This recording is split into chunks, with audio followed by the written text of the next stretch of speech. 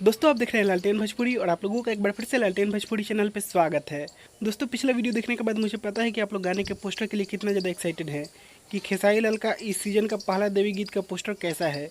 तो दोस्तों इस गाने का पोस्टर आप लोगों के मोबाइल की स्क्रीन के ऊपर ये रहा। तो दोस्तों गाना का पोस्टर यही है। गाना का नाम है धर्मपत्नी हो और दोस्तों गाना के राइटर है आशुतोष तिवारी जी, म्यूजिक डायरेक्टर है छोटू रावत जी, परिकल्पना है विवेक सिंह जी का। गाना का रिलीज डेट और टाइम गाना के पोस्टर पे ही लिखा है, जो कि मैंने आप लोगों को पिछले वीडियो में बता दिया था। तो दोस्तों अब हम जाना तनी कि इतना इन्फॉर्मेशन मिलने के बाद तू लोग एक बाद वीडियो देखे ला बाड़ा लोग ना ये वीडियो के यहीं पे काट दे लोग, तो हम वीडियो के यहीं पे ख़त्म कर देता नहीं। तो दोस्तों कल सुबह में आप लोग तैयार रहिएगा खेसारी लाल का पहला देवी गीत सुनने के लिए। मैं इस वीडियो को यहीं पे ख़त्म करता हूँ। आप लोग इस वीडियो को लाइक करिए, शेयर जरूर करिएगा। तो दोस्तों मैं मिलूंगा आप लोगों से नए वीडियो में, तब तक के लिए जय हिंद, जय भोजपुरी।